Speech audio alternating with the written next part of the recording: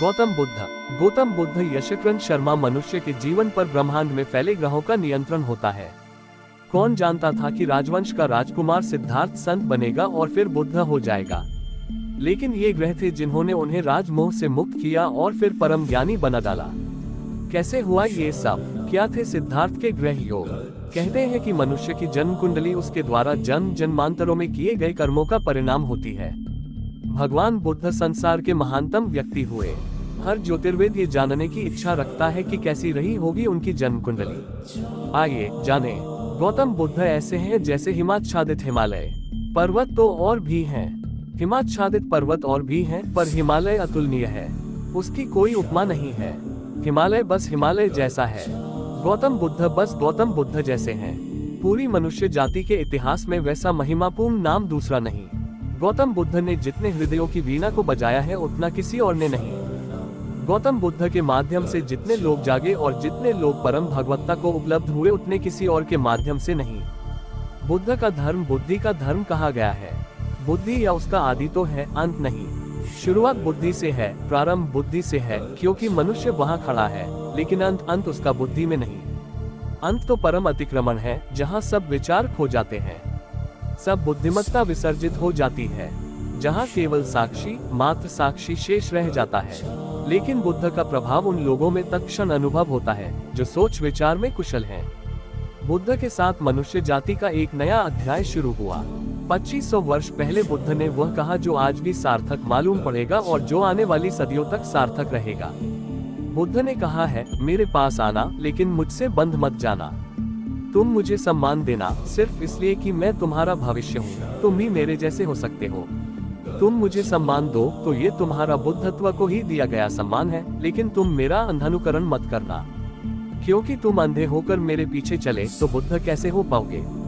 बुद्धत्व तो खुली आंखों से उपलब्ध होता है, बंद आंखों से नहीं। और बुद्धत्व तो तभी उपलब्ध होता है जब तुम किसी के पीछे नहीं चलते, खुद के भीतर जाते हो। गौतम बुद्ध बौद्ध धर्म के प्रवर्तक थे। राजकुमार सिद्धार्थ के रूप में उनका जन्म 623 ईस्वी पूर्व हुआ था। उनको इस विश्व के सबसे महान व्यक्तियों में से एक माना जाता है। बुद्ध गौतम गोत्र के थे और उनका सत्य नाम सिद्धार्थ गौतम था।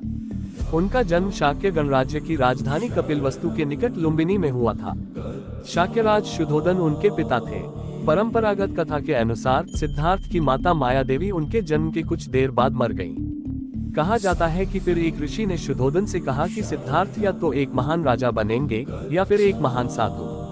शिशु के जन्म की सूचना पाते ही शिशु के दादा सिंहनु के गुरु तथा राजपुरोहित तत्क्षण कपिलवस्तु पहुंचे।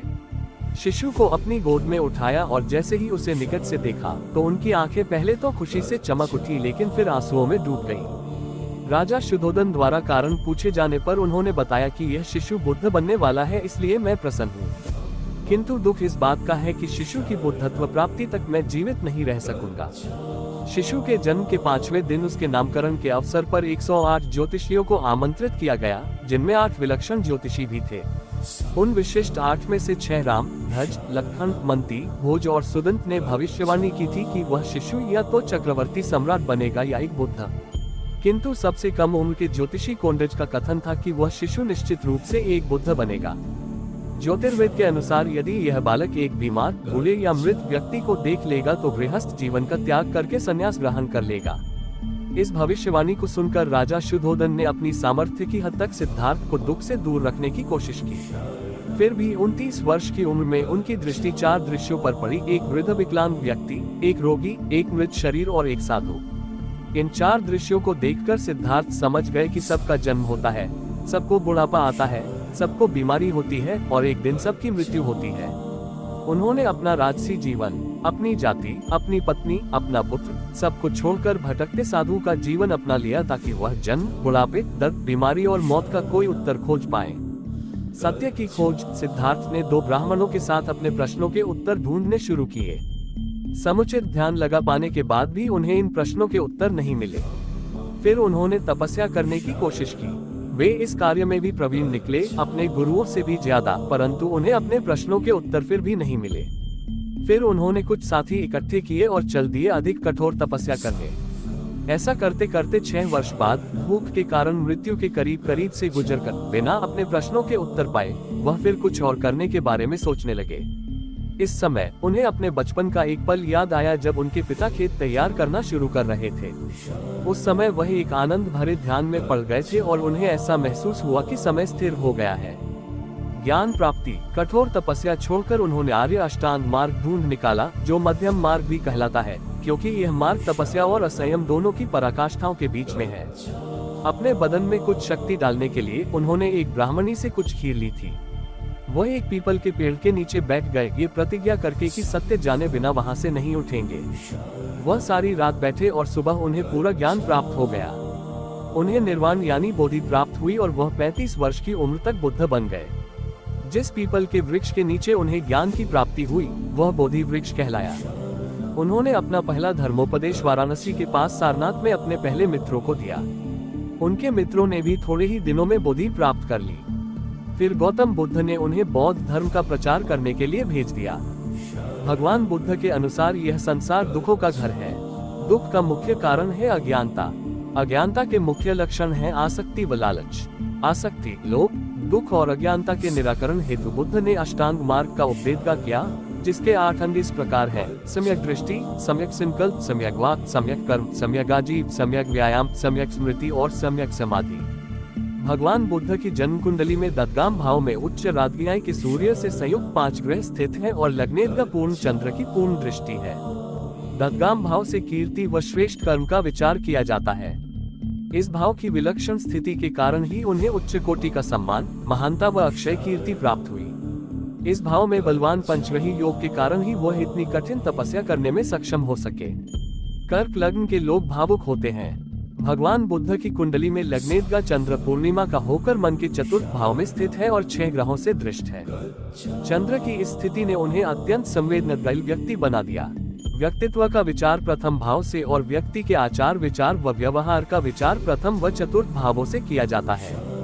इन दोनों भावों में 6 ग्रहों से दृष्ट पूर्णिमा के चंद्र का पूर्ण प्रभाव होने के कारण भगवान बुद्ध दया, करुणा व भावुकता से ओतप्रोत सुंदर हृदय वाले व्यक्ति थे।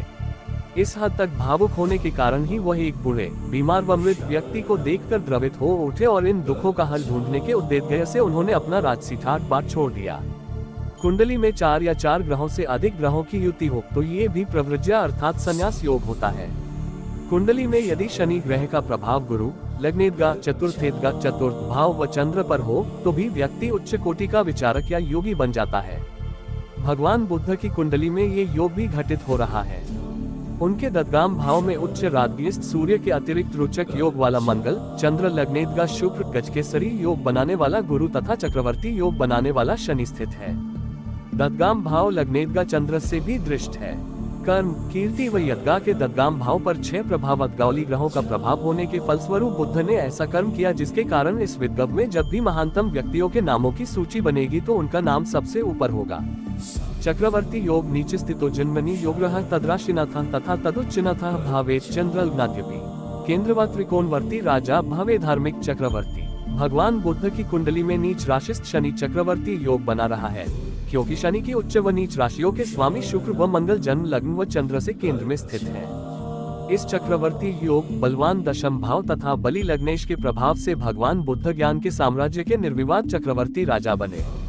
लग्न व लग्नेश दोनों पर मंगल की दृष्टि होने के कारण भगवान बुद्ध अत्यंत आकर्षक व सुंदर व्यक्ति थे। लग्नेश पर शुक्र, मंगल व गुरु की दृष्टि होने के फलस्वरूप जातक और भी अधिक सुंदर हो जाता है। बुद्ध राजा के घर में जन्मे, जिसके कारण उनके घर पर राजाओं, पुजारियों व योद्धाओं का आना जाना लगा रहता था। बुध ग्रह मित्र राशिस्थ है व पीड़ित नहीं है तथा बुद्धि के पंचम भाव को पूर्ण दृष्टि से देख रहा है। इसके अतिरिक्त पंचमेश मंगल की भी पंचम भाव पर पूर्ण दृष्टि है। बुद्ध मनोविनोद का, मंगल वीरता व पराक्रम तथा प्रताप का ग्रह सूर्य उच्च राशिस्थ होकर दशम भाव में स्थित है, जिस कारण बुद्ध की बुद्धि अतुलनीय तथा प्रतिष्ठा अटल है। लग्नेश चंद्र के मंगल से दृष्ट होने के कारण उन्हें लौह संकल्प शक्ति प्राप्त हुई। उनकी जन्म कुंडली में सबसे बलवान योग दशम भाव में है। सूर्य आत्माकारक व द्वितीयेश होकर दशम भाव में उच्च राशिस्थ है।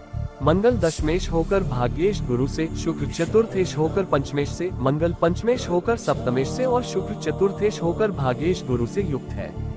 इस प्रकार लग्न से दशम व लग्नेश से सप्तम भाव में बहुत सारे राजयोगों का निर्माण हो रहा है। दशम भाव में स्थित सभी राजयोग कारक ग्रहों का लग्नेश के साथ परस्पर दृष्टि योग है। दशम भावस्थ नीच राशिस्थ शनि चक्रवर्ती योग का निर्माण करके सोने में सुहागे का कार्य कर रहा है। 16 वर्ष की आयु में कलत्रकारक शुक्र व पंचमेश से युक्त सप्तमेश शनि की महादशा में उनका यशोधरा से विवाह हो गया। राहु की अंतर्दशा आरंभ होते ही बुध ने महान संन्यास धारण कर लिया। 35 वर्ष की आयु में बुध की महादशा में बुध की ही अंतर्दशा आरंभ होने पर वैशाख पूर्णिमा के दिन बोधि वृक्ष के नीचे बैठे बैठे उन्हें ज्ञान की प्राप्ति हुई। उनका बुध द्वादशेश मोक्ष भाव का स्वामी होकर भक्ति के पंचम व बुद्धि के पंचम भाव पर दृष्टि डाल रहा है।